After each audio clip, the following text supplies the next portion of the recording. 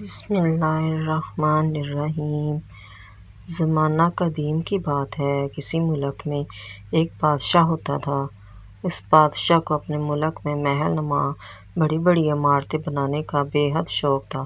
اس بادشاہ نے اپنی عمر کا آدھا حصہ عالی شان اور بلند و بالا عمارتیں بنوانے میں صرف کر دیا۔ عوام بادشاہ کے اس عمل سے شدید نالاں تھے۔ بادشاہ نے اپنے ملک اور عوام کی ترقی اور خوشحالی کا کوئی خیال نہ رکھا تھا۔ اس دور میں نہ ہی بحری بیڑے خریدے جس سے تجارت کو فروغ حاصل اور عوام کو روزگار کی سہولت ملتی، اور نہ اس نے دوسرے ممالک کے ساتھ کوئی تجارتی روابط رکھے تھے۔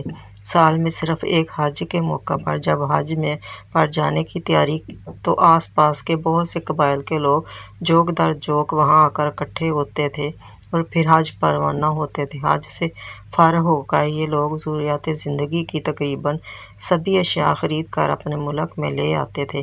لوگ شدید تنگ دستی میں زندگی بسر کر رہے تھے۔ بادشاہ کو اپنے شوق سے اتنی فرصت کہاں کہ وہ عوام کے لیے کچھ سوچتا۔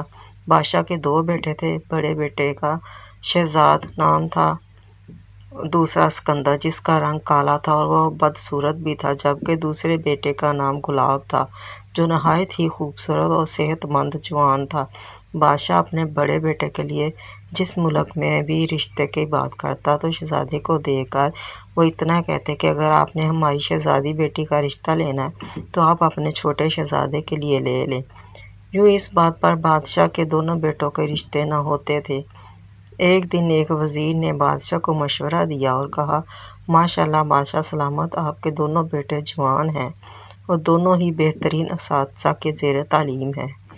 میرا مشورہ ہے کہ آپ ملک کی ذمہ داری اپنے دونوں جوان بیٹوں کے حوالے کر دیں۔ یوں عوام بھی خوش ہو جائیں گی اور وقت گزرنے کے ساتھ ساتھ شہزادے بھی عوام دوست بن جائیں گے۔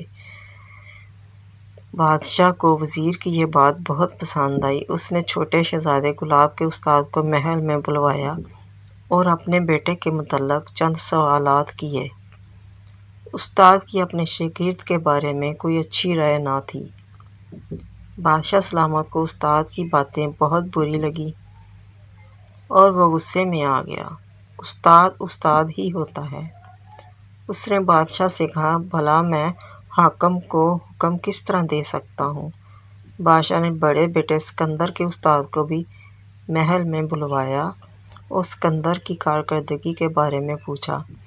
استاد نے بادشاہ کو بس اتنا جواب دیا کہ اگر کسی بات کا کوئی شک ہے تو دونوں شہزادوں کو بلوا لیں، آپ کو خود اندازہ ہو جائے گا کہ بہادر اپنا راستہ کا انتخاب خود کرتا ہے اور میدان میں مخالف سے کیسا سلوک کرتا ہے۔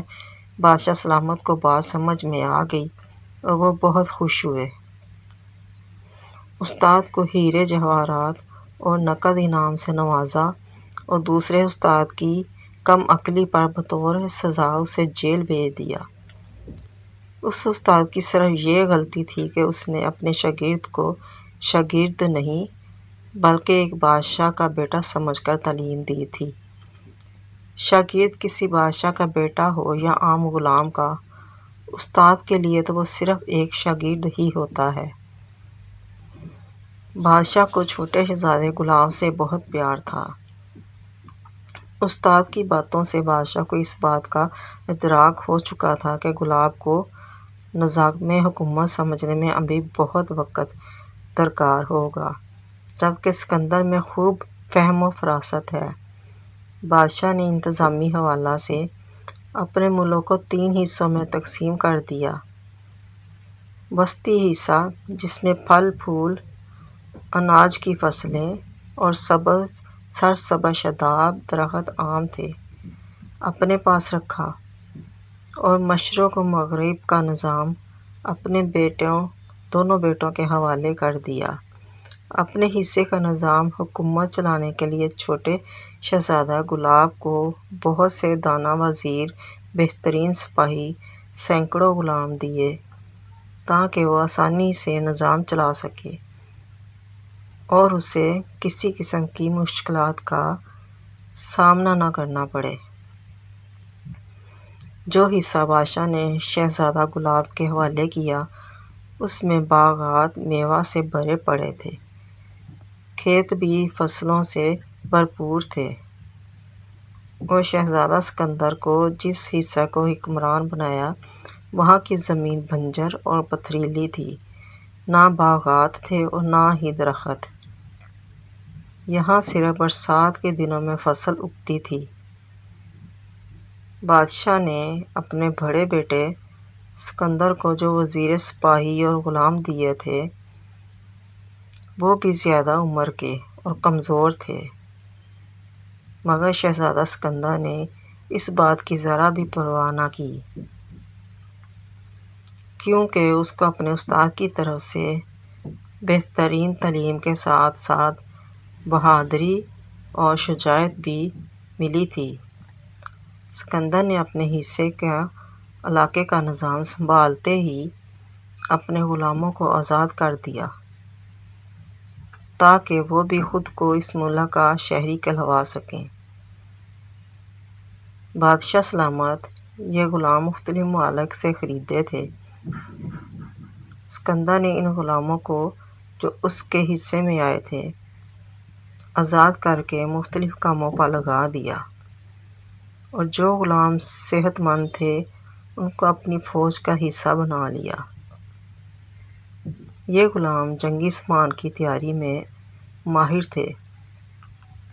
سکندر نے یہاں کے لوگوں کی عزت و نفس کو خاص خیال رکھا اور ان میں گھل مل کر رہنے لگا تاکہ حاکم اور محکوم کا فرق مٹ سکے، یہاں تک کہ آزاد کردہ غلاموں کو بھی برابری کا مقام عطا کیا۔ یوں سکندر عوام کے دلوں پر راج کرنے لگا۔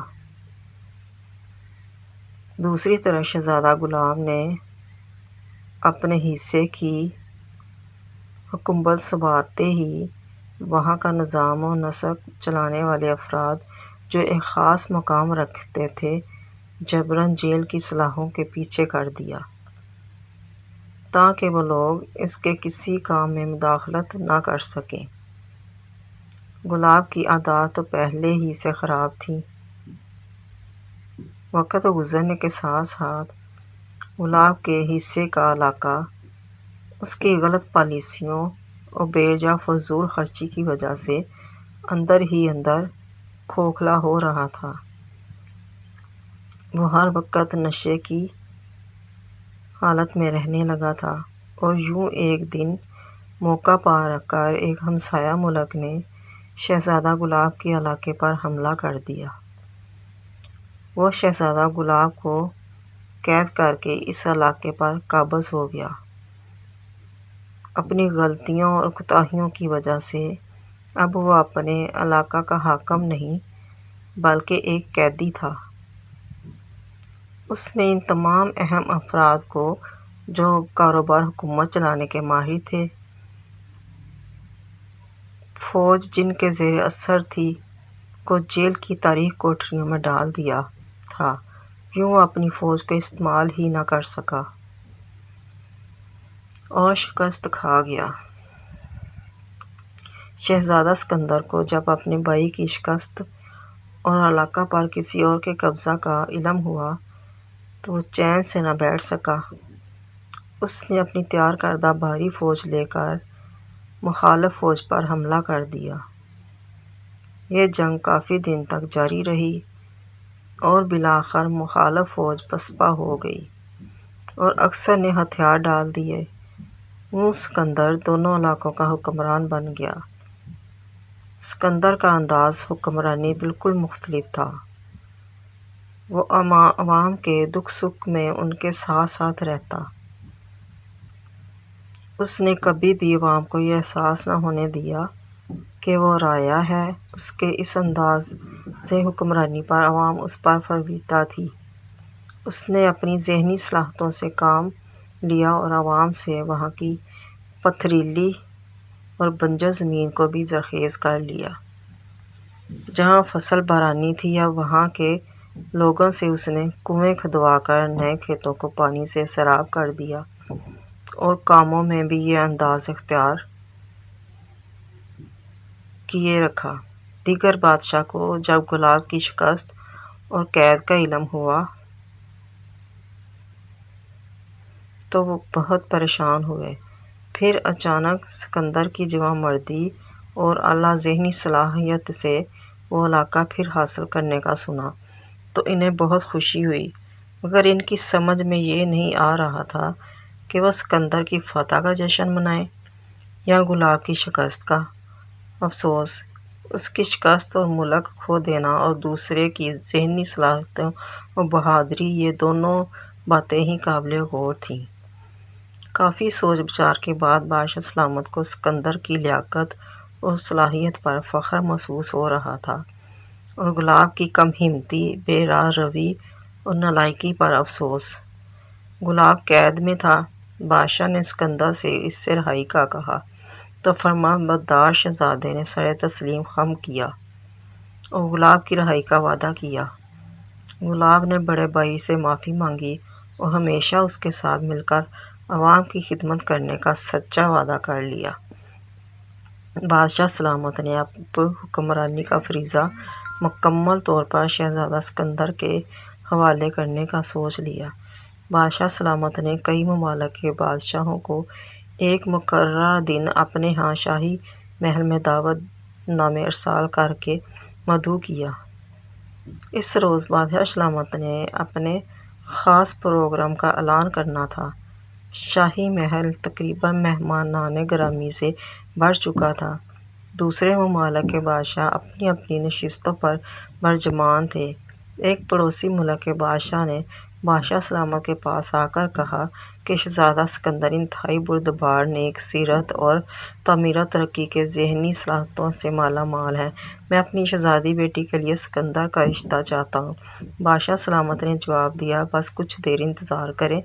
تھوڑی دیر بعد بادشاہ سلامت یوں مخاطب ہوئے، معزز مہمان گرامی، آج میں بہت خوشی سے اس بات کا اعلان کرتا ہوں کہ شہزادہ سکندر بہت ہی ذہین اور ملک و عوام کی بہتری کے لیے بہترین منصوبہ ساز ہیں۔ میں پورے ملک کی حکمرانی شہزادہ سکندر کے حوالے کرتا ہوں اور ساتھ ہی سلطان واسطی کی بیٹی شہزادی نیلم سے اس کی منگنی کا اعلان بھی کرتا ہوں۔ بادشاہ سلامت نے اس اعلان کے ساتھ ہی شہزادہ سکندر کے سر پر تاج پہنایا۔ وہاں موجود ہر فرد خوش تھا اور حیرت سے سکندر کو دیکھ رہا تھا۔ بادشاہ سلامت کو کبھی اس کی سمجھ آ گئی تھی کہ انسان شکل کا جتنا بھی خوبصورت کیوں نہ ہو، اگر فطرت اور خصلت اچھی نہیں تو وہ جانوروں سے بدتر ہے۔ وہ اسی احساس سے انہوں نے آج شہزادہ سکندر کو بادشاہی کا تاج پہنایا تھا۔